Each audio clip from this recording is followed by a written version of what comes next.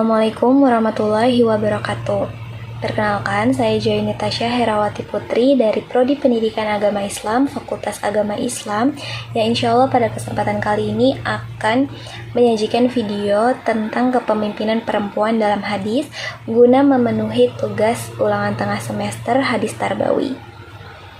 Apa sih kepemimpinan itu? Kepemimpinan adalah cara seseorang atau kemampuan seseorang dalam memimpin banyak orang untuk menuju tujuan yang telah ditentukan. Seorang pemimpin juga harus memiliki sikap yang tegas, tanggung jawab, adil, jujur, dan dapat dipercaya banyak orang. Lalu bagaimana dengan seorang perempuan yang dijadikan pemimpin? Apakah itu boleh?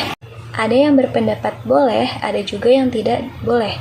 Yang berpendapat boleh ini mengatakan bahwa di dalam Al-Quran sendiri itu tidak ada larangannya seorang perempuan dijadikan pemimpin. Seperti halnya yang tertuang di dalam Quran surat Al-Baqarah ayat 30 yang berbunyi, A'udzubillahi minasyaitonirrajim, Bismillahirrahmanirrahim. Wa idh qala rabbuka lil malaikati inni ja'ilun fil ardi khalifah. Dari potongan ayat tersebut, artinya, ingatlah ketika Tuhanmu berfirman kepada para malaikat, sesungguhnya aku hendak menjadikan seorang khalifah di muka bumi.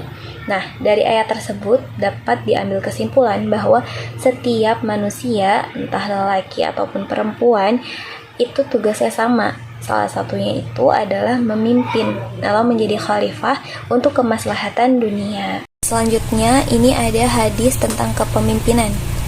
Bismillahirrahmanirrahim. Haddasana Qutaibatu bnu Sa'idin haddasana Laisun wa haddasana Muhammadu bnu Rumhi haddasana Lailatu an-Nafi' an ibni Umar an Nabiy sallallahu alaihi wasallam annahu qala ala kullukum ra'i wa kullukum mas'ulun an ra'iyatihi fal umirul ladzi 'alan nasi ra'in wa huwa mas'ulun an ra'iyatihi wal rajulu ra'in 'ala ahli baitihi wa huwa mas'ulu anhum wal mar'atu ra'iyah 'ala baiti ba'liha wa waladihi wa hiya mas'ulah anhum wal abdu ra'in 'ala mali sayyidihi wa huwa mas'ul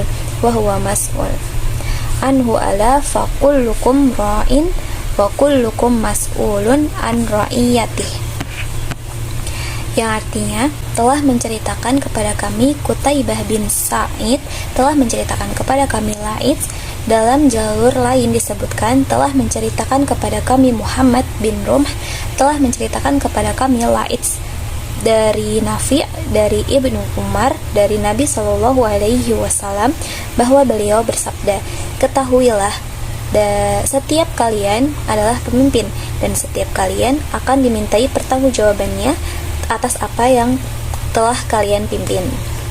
Seorang pemimpin yang memimpin manusia akan bertanggung jawab atas rakyatnya. Seorang laki-laki adalah pemimpin atas keluarganya dan dia bertanggung jawab atas istri dan anaknya. Seorang wanita juga pemimpin atas rumah suaminya dan anak-anaknya dan dia bertanggung jawab atas mereka semua.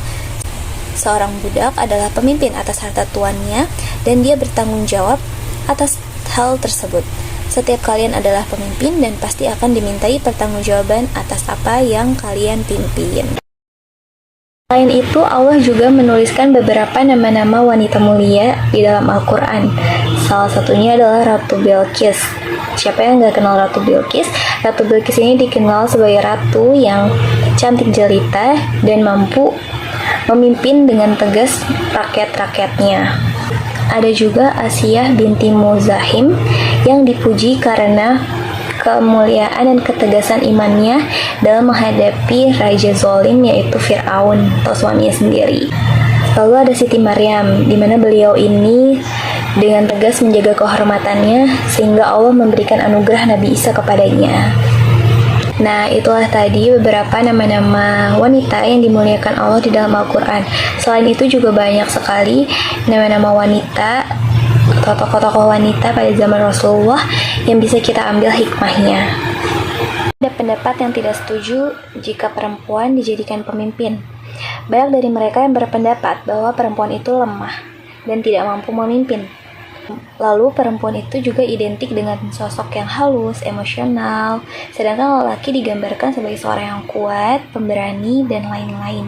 Akibatnya jarang sekali banyak perempuan yang tampil atau menjadi pemimpin di lingkungannya. Seperti di dalam hadis berikut yang berbunyi, Haddatsana Utsman bin Haisami, Haddatsana Aufun anil Hasani an Abi Bakrah. Qala laqad nafa'anillah bi kalimatin sami'tuha min Rasulillah sallallahu alaihi wasallam ayamal jamal ba'da ma kirtu an alhaqqa bi ashabil jamal fa'uqatila ma'ahum. Qala lamma balagha Rasulullah sallallahu alaihi wasallam anna ahla farisa qad malaku alaihim binta Kisra. Qala la yufliha qaumun walau amrahum ra'ah. Artinya, dari Utsman bin Haitsam, dari Auf, dari Hasan, dari Abi Bakrah berkata, Allah memberikan manfaat kepadaku dengan sebuah kalimat yang kudengar dari Rasulullah Shallallahu Alaihi Wasallam pada hari menjelang perang Jamal. Setelah aku hampir membenarkan mereka Ashabul Jamal dan berperang bersama mereka ketika sampai kabar kepada Rasulullah SAW bahwa bangsa Persia mengangkat putri Kisra sebagai pemimpin. Beliau bersabda, tidak akan beruntung suatu kaum yang menyerahkan urusan mereka kepada wanita. Hadis riwayat Al-Bukhari. Ada juga argumen dari Imam Asy-Syafi'i dalam karyanya Subulus Salam Syarh Bulughul Maram mengatakan bahwa seorang perempuan ini adalah pemimpin di dalam rumahnya, di dalam rumah tangganya. Perempuan ini adalah pemimpin bagi anak-anaknya, juga suaminya, seperti itu. Ada pendapat pribadi dari saya, yaitu seorang perempuan ini boleh menjadi pemimpin karena pada dasarnya seorang pemimpin ini dipilih bukan karena jenis kelaminnya, namun dari kualitasnya, kualitas pemikirannya, kualitas dirinya, seperti itu. Misalnya di dalam suatu kelas hanya ada para akhwat, kan tidak mungkin kita mengambil pemimpin ikhwan untuk dijadikan pemimpin di kelas akhwat. Jadinya kita bisa nih yang di kelas akhwat mengambil atau memilih pemimpin dari kelas akhwat tersebut. Semisalnya di lingkungan tersebut masih ada lelaki yang mampu menjadi seorang pemimpin, maka pilihlah ia menjadi seorang pemimpin. Cukup sekian pemaparan materi yang dapat saya sampaikan. Semoga bermanfaat.